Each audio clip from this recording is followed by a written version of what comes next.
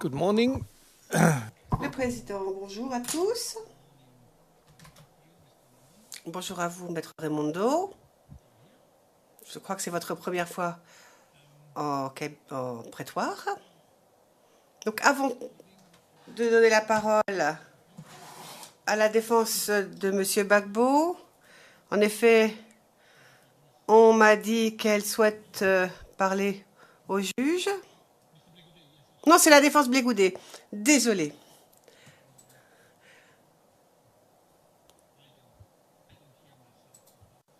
Moi non plus, je ne m'entends pas. Je pense qu'il y a un petit souci. Je ne m'entends pas.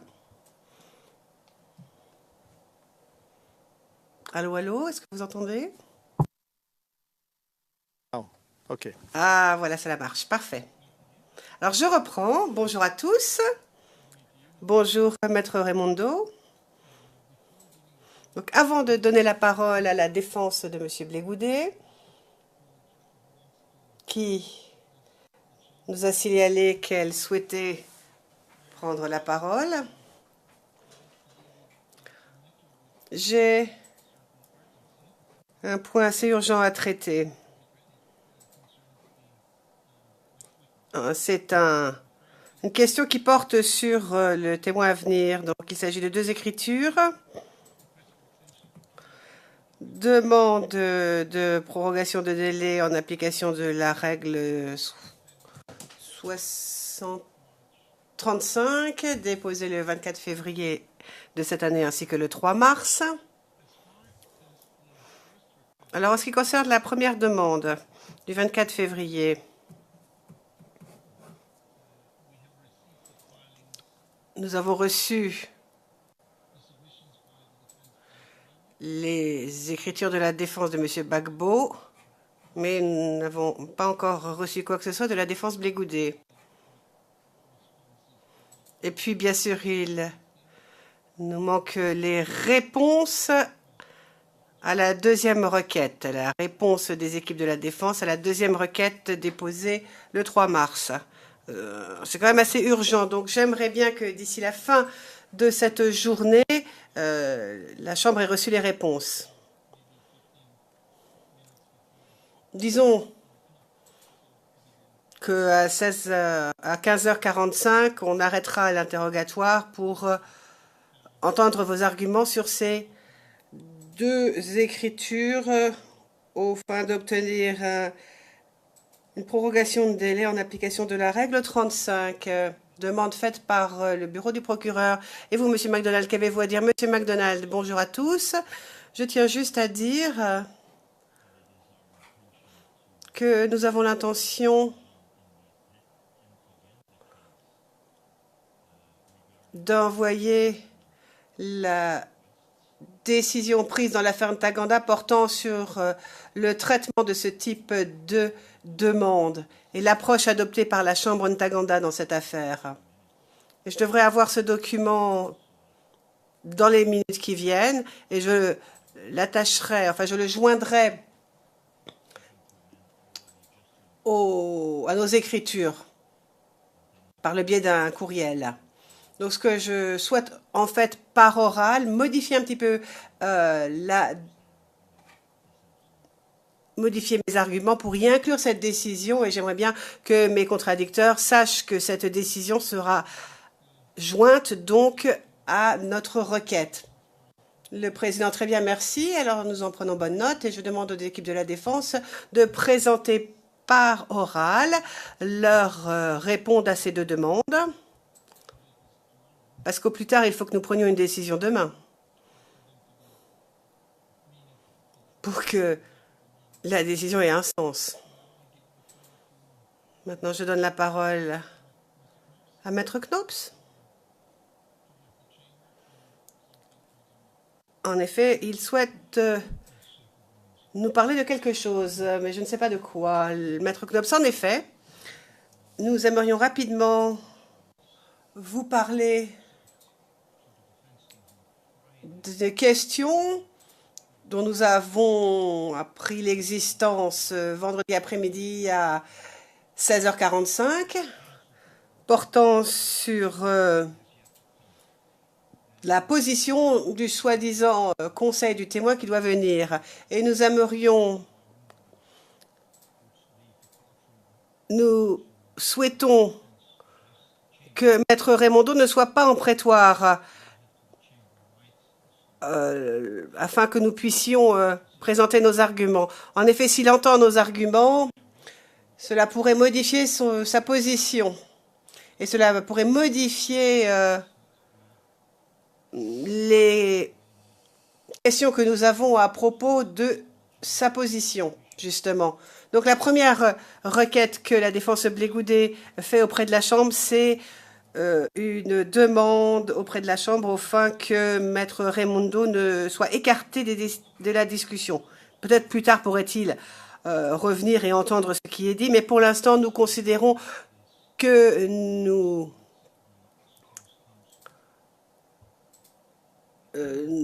devons parler à la Chambre de la façon dont nous souhaitons traiter ce témoin et son soi-disant conseil, hors de la présence du conseil. Le président, écoutez, je ne sais pas très bien où vous voulez en venir.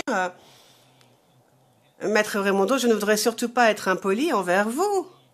Je ne voudrais pas avoir à vous demander de quitter le prétoire. Mais cela dit, il faut que je le fasse. Donc, s'il vous plaît, je suis désolée, il vous faut quitter le prétoire. Nous verrons ensuite comment les choses tournent. Maître Raimondo acquiesce en opinion du chef.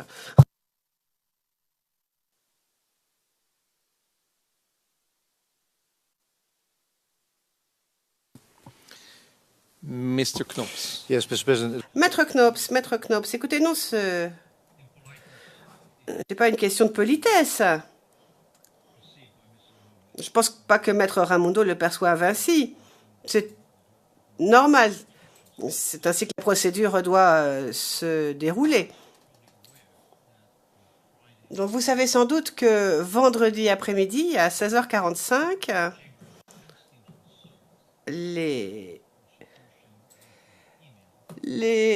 juges de la Chambre ainsi que les équipes de la défense ont reçu un email officiel de l'accusation déclarant que le conseil attribué au témoin P11, Maître Fabien Raimondo, avait été engagé en 2012 pour servir de conseil indépendant auprès du bureau du procureur en l'affaire qui nous intéresse ici.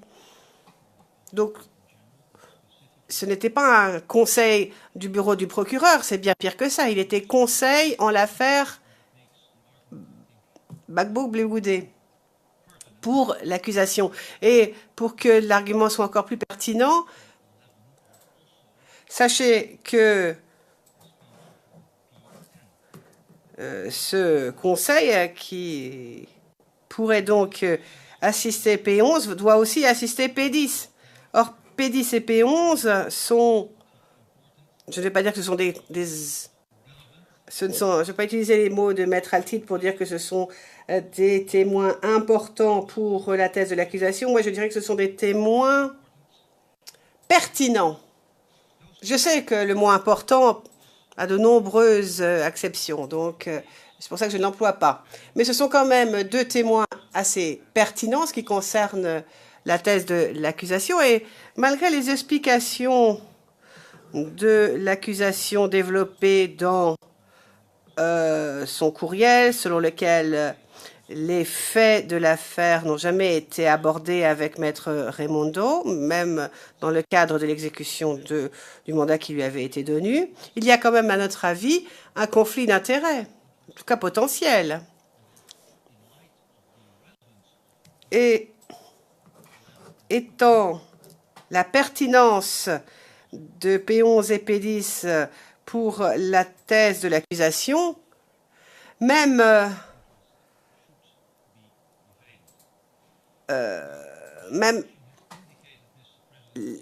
le semblant d'un conflit d'intérêts devrait être écarté. Donc, comme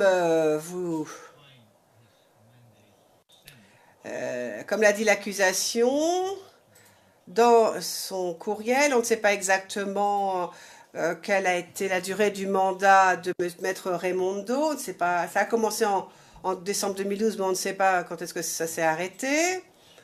Et donc, il semblait qu'il avait été engagé pour vérifier des éléments qui pourraient être privilégiés, qui étaient sur un portable confisqué par l'accusation auprès du témoin P69, qui d'ailleurs a été retiré de la liste des témoins de l'accusation entre-temps. Mais la Chambre préliminaire 1, en janvier 2013, a rendu une décision basée justement sur l'évaluation faite par Maître Ramundo, qui a considéré donc que sur ces documents, 17 étaient censés être confidentiels.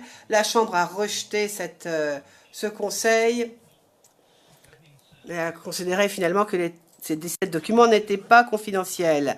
Mais pour être bref, Maître Raimondo a dû savoir si des documents étaient pertinents ou pas. Il a bien sûr dû quand même rentrer dans les faits de l'espèce, au moins certains. Sinon, il n'aurait jamais pu être en mesure de faire une évaluation quelconque. Surtout une évaluation intelligente à propos de la nature éventuellement confidentielle des 17 documents confisqués sur le portable du témoin P69. Donc, certes, l'accusation n'a peut-être pas ouvertement discuté du fond de l'affaire avec Maître Ramundo. Il n'empêche, il a joué un rôle très important auprès de l'équipe de l'accusation. Il leur a conseillé certaines choses à propos de certains documents éventuellement pertinents. De ce fait,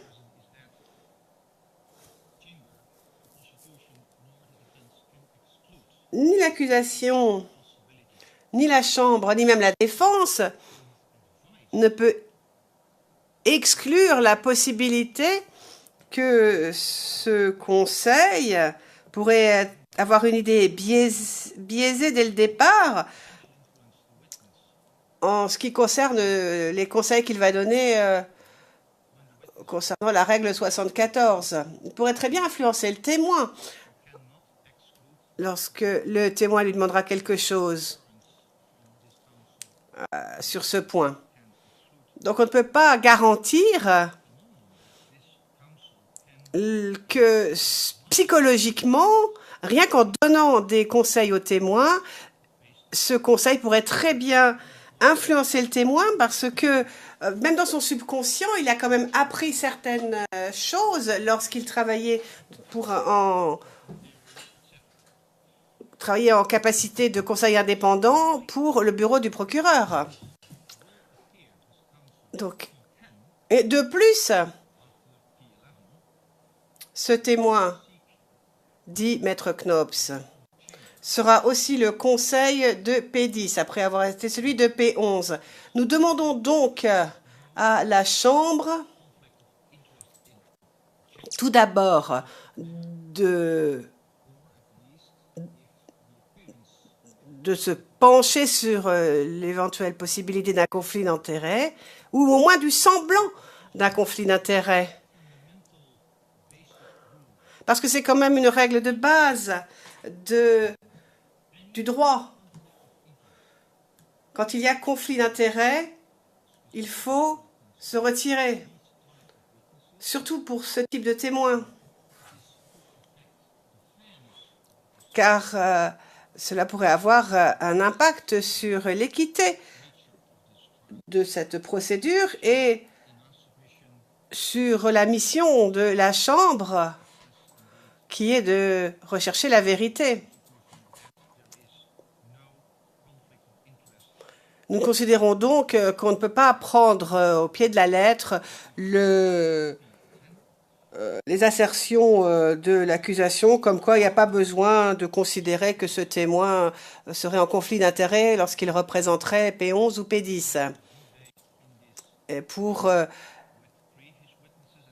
les aider en application de la règle 74. Dans la règle 74, on a déjà beaucoup débattu de cela ici. Et vous avez bien vu que le rôle du Conseil ne doit pas être sous-estimé.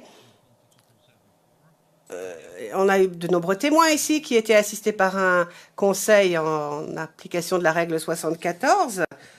On a bien vu ce qui se passait. Et donc, il faudrait bien être sûr qu'il n'y ait aucun conflit d'intérêts lorsque le conseil assiste les témoins, surtout en ce qui concerne les témoins P10 et P11. Ensuite, nous n'avons pas eu accès aux documents qui motivent la décision de la Chambre préliminaire 1 en portant sur l'évaluation des 17 documents, identifiés par ce Conseil au départ comme étant confidentiels potentiellement. Et nous n'avons pas d'informations non plus quant au cadre temporel. Nous ne savons absolument pas quand ce témoin a travaillé en fonction de capacité de conseil indépendant pour l'accusation à l'espèce. Nous n'aurions pas eu ce type de problème si le Conseil n'avait pas été déjà impliqué dans cette affaire portant sur la Côte d'Ivoire et portant sur le président Gbagbo et M. Blé Goudé. L'accusation a admis, il y a 2 semaines, que le témoin aurait un conseil, que ce serait Maître Raimundo. Mais ce n'est que vendredi après-midi à 16h45 qu'on nous a donné ces informations. Donc nous sommes désolés de présenter nos arguments si tardivement, mais comment faire autrement? Et au fin d'obtenir un procès équitable pour notre client, nous devons soulever ce problème. Et sachez que nous le faisons le cœur lourd, mais dans l'intérêt de tous et dans l'intérêt des témoins à venir. Parce que c'est quand même une question essentielle qui pourrait avoir un impact sur la représentation des témoins à venir en l'espèce. Merci et j'espère que Maître Altit va se joindre à nous. Le président. De toute façon, j'aurais donné la parole à l'autre partie, ne vous en faites pas. Et je donnerai aussi la parole au bureau du procureur. Maître Altit, voulez-vous répondre? Oui, merci, Monsieur le Président. Monsieur le Président, Madame, Monsieur, je vais faire quelques remarques. Tout d'abord, nous nous associons bien entendu à la démarche et aux demandes formulées par la défense de Charles Blé Goudé. Je voudrais vous dire quelques mots. Tout d'abord, et c'est vrai, alors que le Conseil a été nommé le 15 février, il a fallu attendre vendredi soir, pour que nous apprenions, nous la défense, qu'il avait déjà été actif dans cette affaire et qu'il était déjà intervenu. Alors quand, comment exactement, nous n'en savons strictement rien. Il y a 2 aspects, à mon sens, 2 aspects problématiques. Premier problème, le conflit d'intérêts potentiel entre le précédent engagement de M. Raimundo auprès du bureau du procureur et son rôle de conseil de 2 témoins. Deuxième aspect problématique, beaucoup plus problématique, ou en tout cas plus évidemment problématique, le fait qu'il soit à la fois conseil pour P10 et conseil pour P11. Alors je viens au premier aspect. D'après le email du procureur reçu vendredi, M. Raimundo a été engagé en décembre 2012 comme conseil indépendant par l'ETP. Alors, il y a une contradiction ici. Soit il est engagé par l'ETP, soit il est conseil indépendant. Mais il me semble qu'il y a une contradiction qui demande à être éclaircie. Dans tous les cas, et j'appuie naturellement ce qu'a dit mon confrère Knops, il a pris connaissance du dossier. Il a pris connaissance du dossier et nécessairement, il va pouvoir conseiller les 2 témoins en amont, puisqu'il a pu prendre connaissance dans le dossier d'éléments incriminants aussi bien pour P10 que pour P11. Vous voyez le problème. Alors, il y a là quelque chose à éclaircir. Mais je voudrais, en outre, vous citer une disposition qui est l'article 12 du Code de conduite professionnelle des conseils, dans son premièrement petit b, et je vous le lis. Le conseil ne représente pas un client dans une affaire s'il a été lui-même associé à l'affaire ou qu'il a eu accès, en qualité de membre du personnel de la Cour, à des informations confidentielles concernant l'affaire dans laquelle il cherche à comparaître. Bon, il est ensuite dit que la levée de cet empêchement peut toutefois, à la demande du Conseil, être ordonnée par la Cour si celle-ci estime qu'elle est justifiée dans l'intérêt de la justice.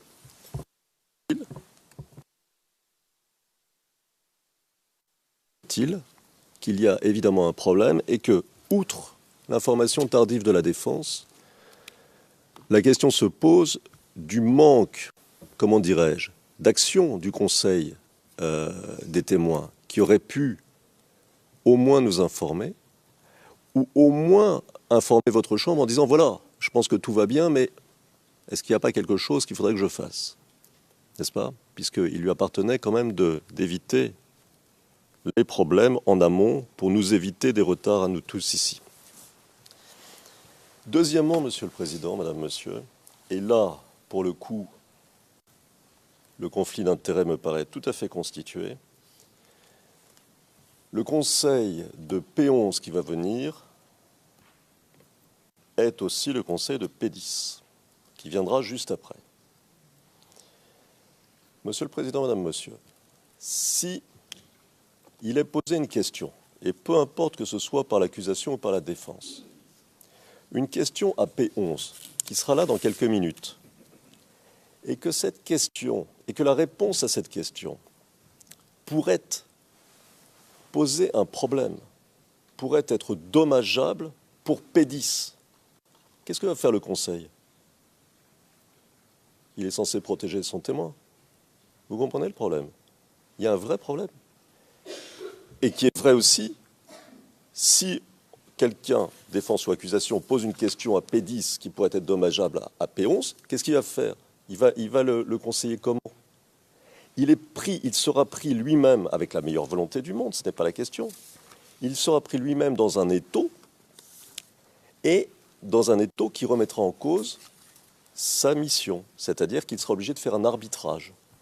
Et cet arbitrage, par définition, se fera au détriment de l'un des deux témoins. Et ce problème-là, on ne peut pas y échapper. Donc, vous voyez qu'il y a un problème de fond, qui empêche, de notre point de vue, M. Raimundo, d'être à la fois le conseil de P10 et de P11, ce n'est pas possible. Et qu'il y a un second problème dont nous ne connaissons pas l'ampleur parce que nous n'avons pas les éléments, et à ce propos, nous nous associons aussi à la demande de la défense de Charles Bégoudet pour obtenir les 17 éléments dont il est question, puisque nous ne les connaissons pas, nous n'avons pas les numéros ERN. Et ces documents, d'ailleurs, devraient être déclassifiés pour que l'on sache ce que sont ces documents. Mais quels que soient ces documents,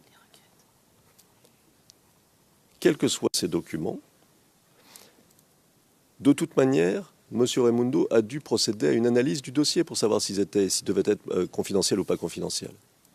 Et donc, nous avons là une source supplémentaire de conflit d'intérêts.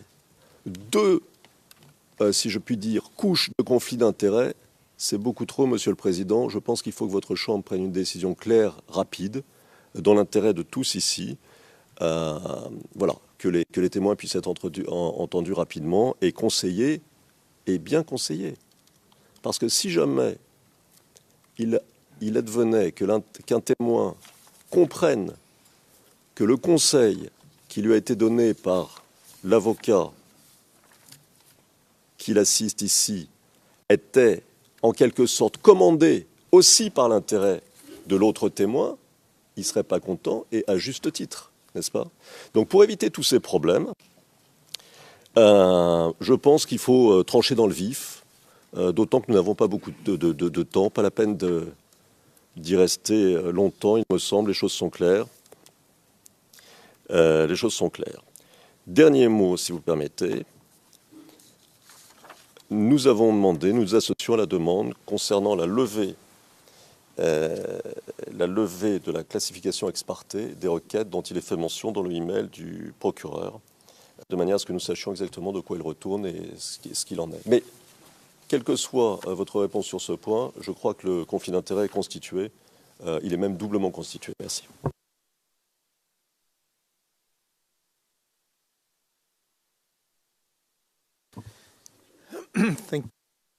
Thank you, Maître Altit. Bien, merci, Maître Altit. Maintenant, je donne la parole au bureau du procureur. Monsieur McDonald, merci, Monsieur le Président.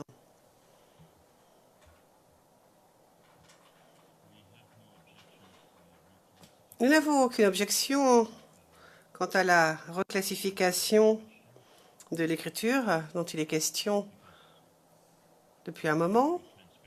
Soyons francs et honnêtes et transparents. Nous n'avons rien à cacher. Vous verrez, Maître Altit verra que son nom aussi apparaît sur la liste. C'est une liste de ce qui s'est passé. Donc, c'est quand les autorités ivoiriennes ont confisqué le portable d'une personne appelée P0069, eh bien, nous avons eu accès à ce qui était sur ce portable. Nous avons de la technologie nécessaire pour le faire.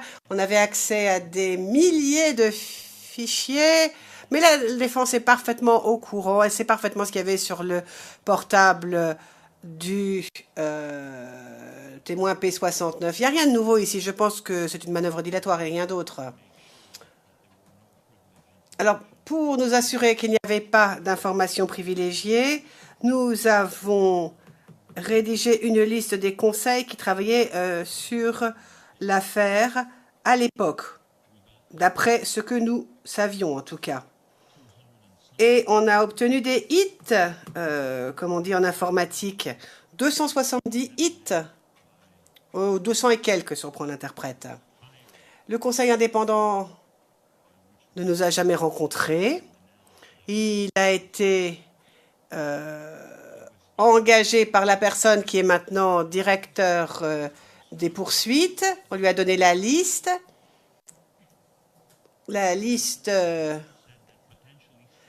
des accès au courriel ou au contenu auquel nous n'avions pas accès nous-mêmes. Et donc, il a vérifié les 17 documents qui pourraient être éventuellement considérés comme confidentiels. Nous n'avions pas accès à ces documents. Ça a été envoyé à la chambre préliminaire. La chambre préliminaire a étudié la chose et est revenue et a dit qu'il n'y avait pas d'informations privilégiées dans ces fichiers. Alors, on les a regardés à nouveau et depuis vendredi dernier, je n'ai pas regardé d'ailleurs si c'est l'un ou l'autre de ces 7 documents était pertinent en application de la règle 77 ou s'ils auraient pu éventuellement être à décharge, voire à charge, je ne sais pas. Et c'était le mandat de M. Raimondo. Donc ça a été bien expliqué d'ailleurs dans l'écriture. On a parlé au départ des 200 documents qui avaient été identifiés. Enfin, là, vous savez...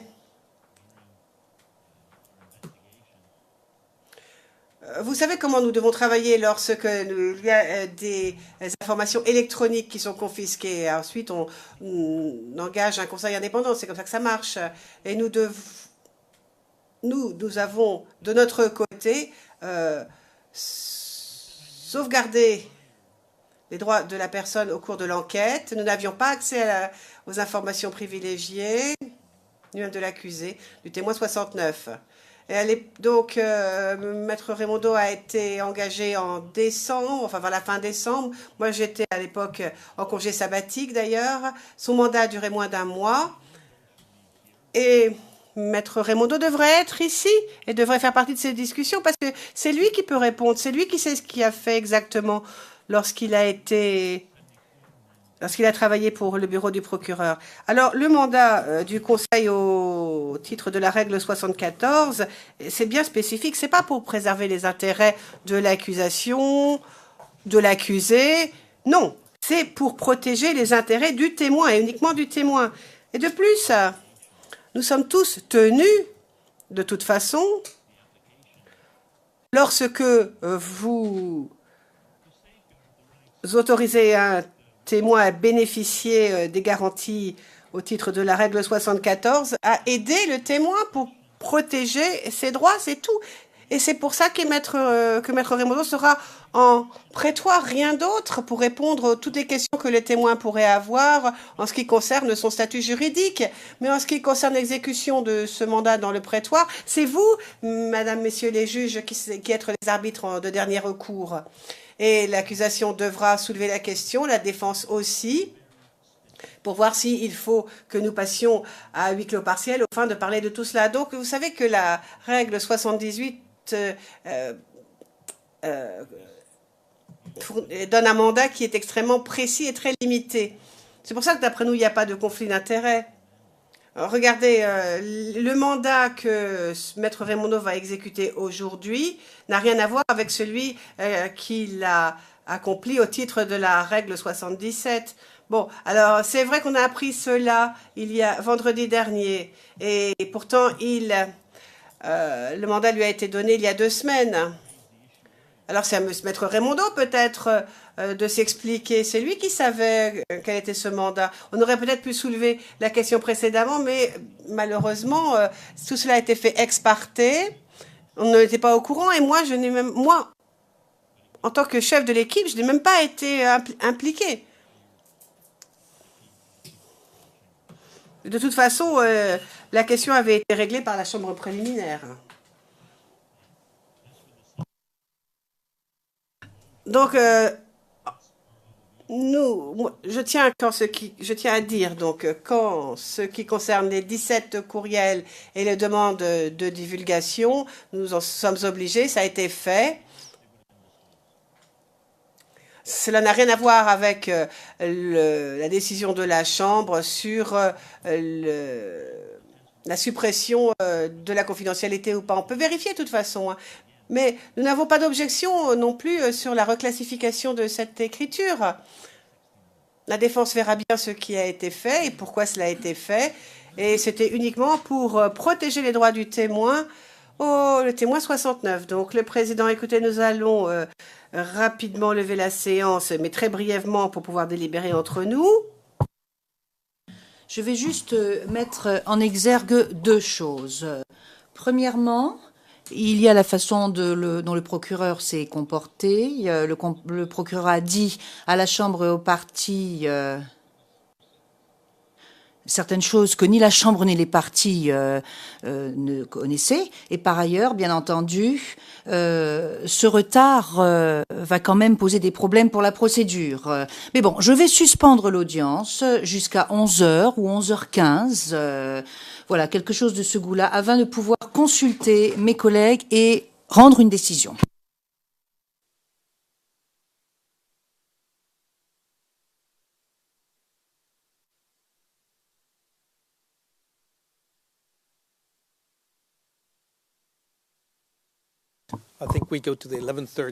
Alors, 11h30, comme cela, nous commencerons directement avec le 2e volet d'audience. Merci.